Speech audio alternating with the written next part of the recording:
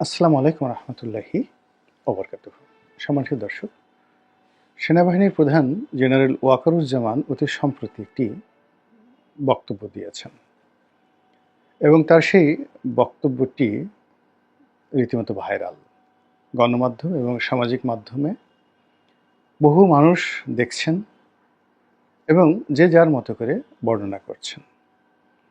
এবং তার সেই বক্তব্যের সময় তার বডি ল্যাঙ্গুয়েজ, তারপর তার মুখভঙ্গি এবং তার শব্দচয়ন এবং একই সঙ্গে সেই বক্তব্যের মাধ্যমে তিনি যে বিষয়গুলো তুলে আনার চেষ্টা করেছেন, আমি আমার ক্ষুদ্র বুদ্ধিমতো সেই বিষয়গুলো খুব সংক্ষেপে আপনাদের সামনে তুলে ধরার চেষ্টা করব।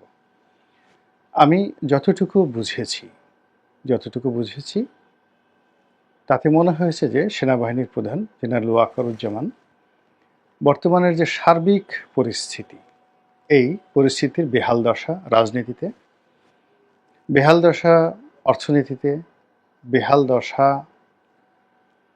সমাজের শৃঙ্খলায় এবং বিশৃঙ্খলায়, সব কিছু নিয়ে তিনি ত্যক্ত এবং বিরক্ত। ২ নম্বর হলো যে তিনি বারবার একটি কথা বলার চেষ্টা করছেন যে তার অন্য কোনো লোভ লালসা নেই, আকাঙ্ক্ষা নেই। এ কথার দ্বারা তিনি বোঝাতে চেষ্টা করেছেন যে অনেকেই আমরা এই সামাজিক মাধ্যমে বিভিন্ন সময় বলে আসছি যে সেনাবাহিনী ক্ষমতা নিয়ে নেবে, সেনাবাহিনী ক্ষমতায় আসবে, দেশের যে অবস্থা সেই অবস্থায় সেনাবাহিনীর ক্ষমতা গ্রহণ ছাড়া কোনো অবস্থাতেই এই পরিস্থিতির উন্নয়ন ঘটানো সম্ভব নয়। সম্ভবত এই সকল প্রচার প্রোপাগান্ডার বিপরীতে তিনি বলার চেষ্টা করেছেন যে তিনি ক্ষমতালোভী নন, তার কোনো আকাঙ্ক্ষা নেই, আগ্রহ নেই এবং এই ধরনের কোনো প্ল্যান নেই।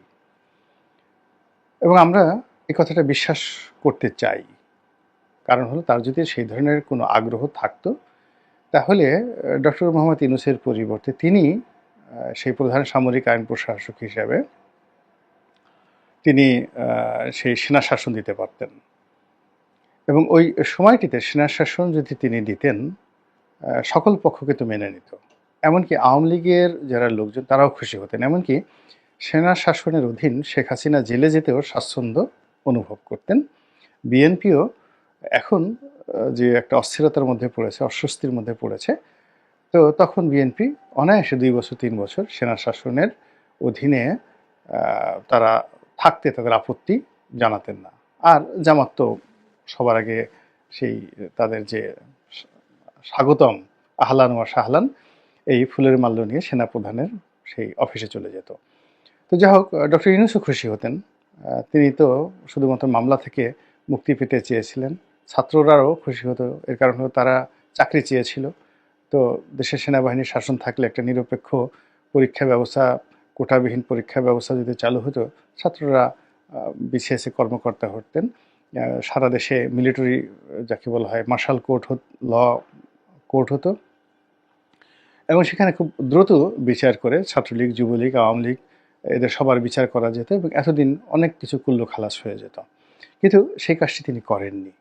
সেই কাজটি তিনি না করে একটি বেসামরিক প্রশাসনের হাতে বা সরকারের হাতে ক্ষমতা দিয়েছেন। পেছন দিক থেকে তিনি লজিস্টিক সাপোর্ট দিয়েছেন এবং এখন পর্যন্ত দিয়ে যাচ্ছেন। কিন্তু এতে করে পরিস্থিতির অবনতি হয়েছে, ভীষণ রকম অবনতি হয়েছে এবং এই অবনতির কারণে তিনি বিরক্তি প্রকাশ করে বলেছেন এনাফ ইজ এনাফ।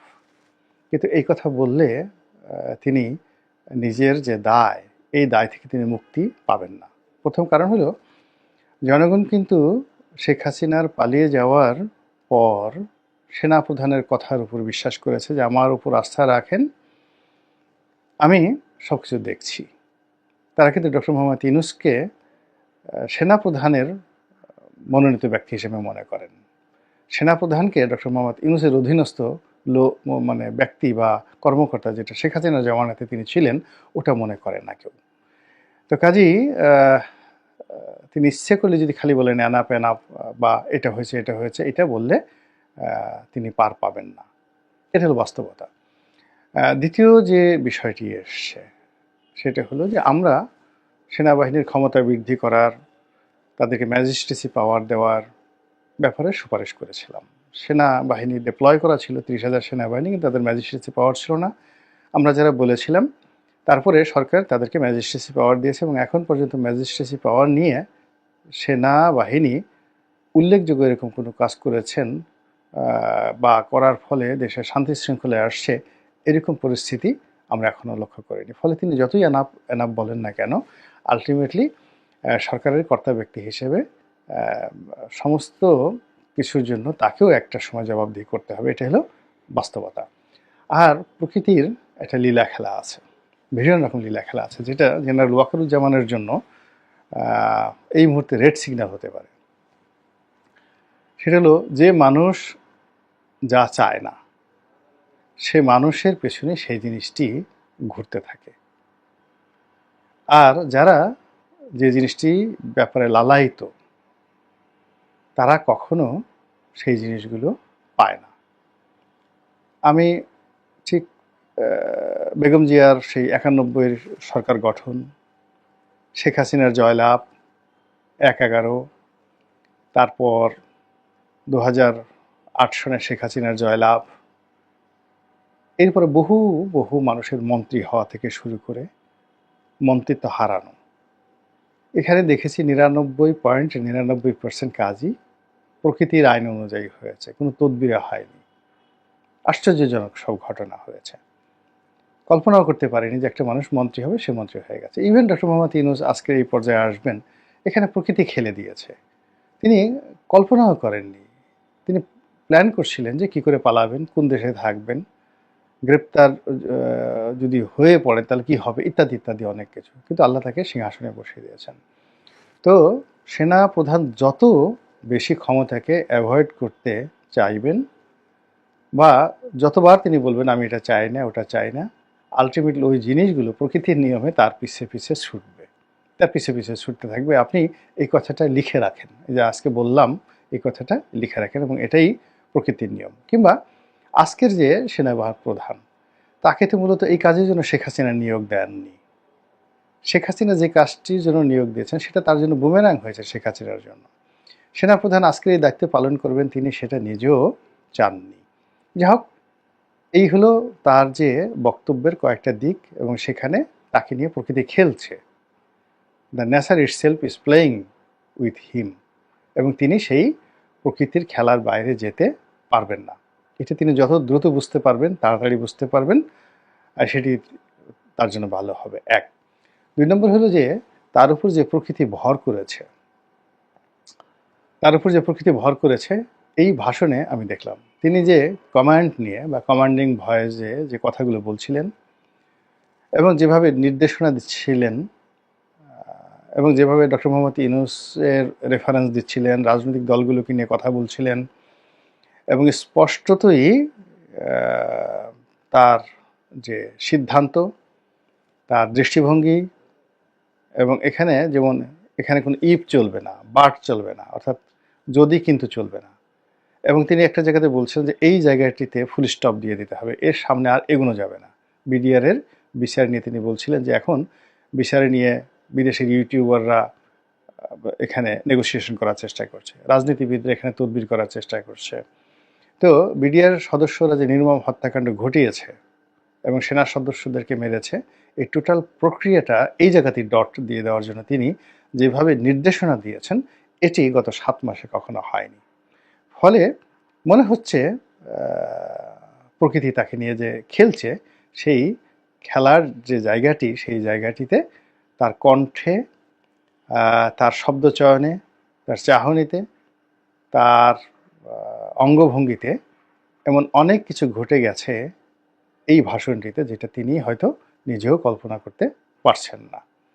কিন্তু যারা প্রকৃতি নিয়ে বিশ্লেষণ করেন, বিচার করেন, তারা ঠিকই বুঝতে পেরেছেন। এখানে কতগুলো বিষয় তিনি বলেছেন যে ডিসেম্বর মাসে নির্বাচন বা 18 মাসের মধ্যে নির্বাচন। আমি যেভাবে ডক্টর মোহাম্মদ ইউনূস সাহেবের সঙ্গে দেখা করেছি, তিনিও এখানে সম্মতি দিয়েছেন। বারবার তিনি একটি ফ্রি, ফেয়ার অ্যান্ড ইনক্লুসিভ ইলেকশনের কথা বলেছেন, অর্থাৎ সেখানে আওয়ামী লীগকে নিষিদ্ধ করা কোনো প্রশ্নই আসে না।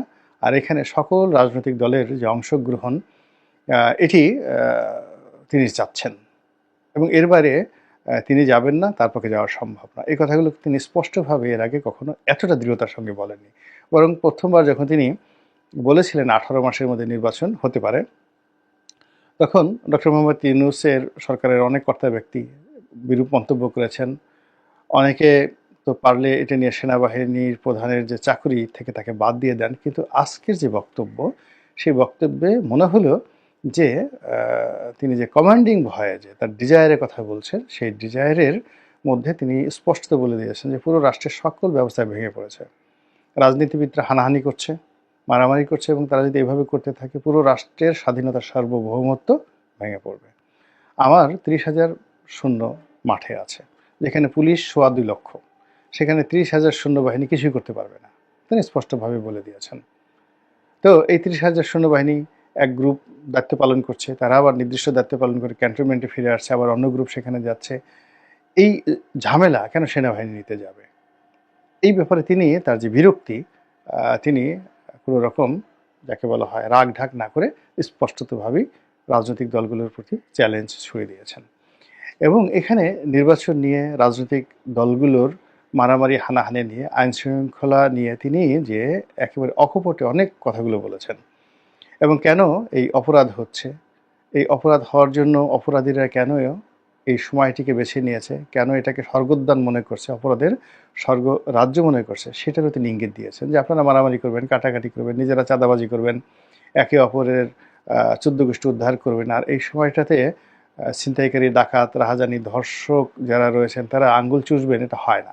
আইনের ভাষা এটা বলে না, অপরাধ বিজ্ঞানের ভাষা এটা বলে না। সে কথা তিনি স্পষ্টভাবে বলে দিয়েছেন। এবং স্পষ্টতই এই সময়টাতে বাংলাদেশের বিভিন্ন যে সকল আন্ডারওয়ার্ল্ডের কর্মকাণ্ড চলছে, সামাজিক মাধ্যম, গণমাধ্যম, তারপর বিদেশি চক্র, দেশি চক্র, রাজনৈতিক চক্র, অচক্র, কুচক্র, বিভিন্ন বুদ্ধিজীবী, তথাকথিত বুদ্ধিজীবী, তারপরে যাকে বলা হয় বিভিন্ন ধর্মের নাম ব্যবহারকারী, বিভিন্ন ধর্মীয় বক্তা, ভণ্ড পীর, সবাই যার যার অবস্থা থেকে যে যেভাবে পারছে, ওয়াজ হোক, বক্তব্য হোক, গান হোক, বাজনা হোক, বিশৃঙ্খলা তৈরি করে ফেলেছে।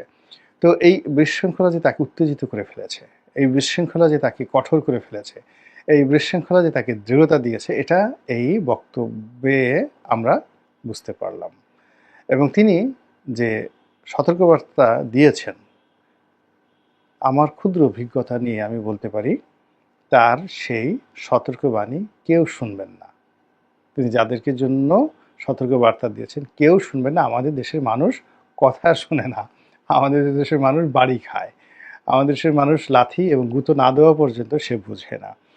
তো এখানে জনাব ওয়াকারুজ্জামানকে শক্তি প্রয়োগ করতে হবে, এর বাইরে কোনো অবস্থাতেই তিনি যে কথাগুলো বললেন এগুলো আমরা শুনলাম, শুনতে ভালো লাগলো, কিন্তু এগুলোর কোনো কাজে কাজ আসবে না। আর সেই কাজ যদি না করেন তাহলে তিনি যে গর্ব করলেন যে সেনাবাহিনী, নৌবাহিনী, বিমান বাহিনী তারা কাজ করছেন এবং তারা এখনো পর্যন্ত যে চেইন অফ কমান্ডের মধ্যে রয়েছেন, শৃঙ্খলার মধ্যে রয়েছেন, তো সেই শৃঙ্খলা যদি স্বাধীনতায় না থাকে, দেশে যদি বিশৃঙ্খলা আরও ব্যাপক আকার হয়, তাহলে এই 3 বাহিনীর সদস্যের সংখ্যা কত?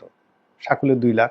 2 লাখ মানুষ তো চেইন অফ কমান্ডে থাকতে পারবে না। এমনকি তারা মানে ক্যান্টনমেন্টের মধ্যে যদি দরজা বন্ধ করে নিজের এলাকাতে সমস্ত কামান, বন্দুক, তারপরে শস্য এন্টি মিসাইল, সে যাকে বলা হয় এয়ারক্রাফট মিসাইল, যে সকল মারণাস্ত্র রয়েছে সেগুলোও যদি চারিদিকে তাক করে রাখেন তবুও তারা রক্ষা পাবেন না। এর কারণ হলো সবচেয়ে ইফেক্টিভ, মধ্যপ্রাচ্যের ইফেক্টিভ বাহিনী ছিল সাদ্দামের রিপাবলিকান গার্ড। 10 লাখের ছোট্ট একটা দেশ ইরাক, সেখানে 10 লাখ সেনাবাহিনী ছিল এবং এর একটা বিরাট অংশ ছিল রিপাবলিকান গার্ড, দুর্ধর্ষ। সেই রিপাবলিকান গার্ড সম্পূর্ণ কিন্তু ভ্যানিশ হয়ে গিয়েছিল এবং সেই রিপাবলিকান গার্ডদের দিয়েই কিন্তু আইএস তৈরি করা হয়েছে আমেরিকা এবং ইসরায়েলের মদদে। তো কাজেই আমাদের এই যে বাংলাদেশে এখন যে শকুন উঠছে মাথার উপর, কাজেই এখানে যাদের হাতে লাঠি আছে, যাদের হাতে ক্ষমতা আছে, তাদেরকে সেটা প্রয়োগ করতে হবে। সেনাপ্রধান আজকে যে ভাষায় কথা বলেছেন তাকে স্বাগত জানাচ্ছি এবং এই ধরনের কথা আরও ঘন ঘন তার বলা উচিত। এবং দৃশ্যত আলটিমেটলি যেহেতু বদনাম তারই হবে, সুনামও তারও হবে, কাজেই তিনি কারোর উপর দায়িত্ব ছেড়ে দিয়ে বা ওখান থেকে তিনি একটা বক্তব্য দিয়ে বললেন যে অমুক ওটা করবে, অমুক ওটা করবে, এতে হবে না। এতে করে আরও ক্ষয়ক্ষতির পরিমাণ বাড়তে থাকবে। আল্লাহ আমাদের সবাইকে হেদায়েত দান করুন এবং হেফাজত করুন। আসসালামু আলাইকুম ওয়া রাহমাতুল্লাহি ওয়া বারাকাতুহু।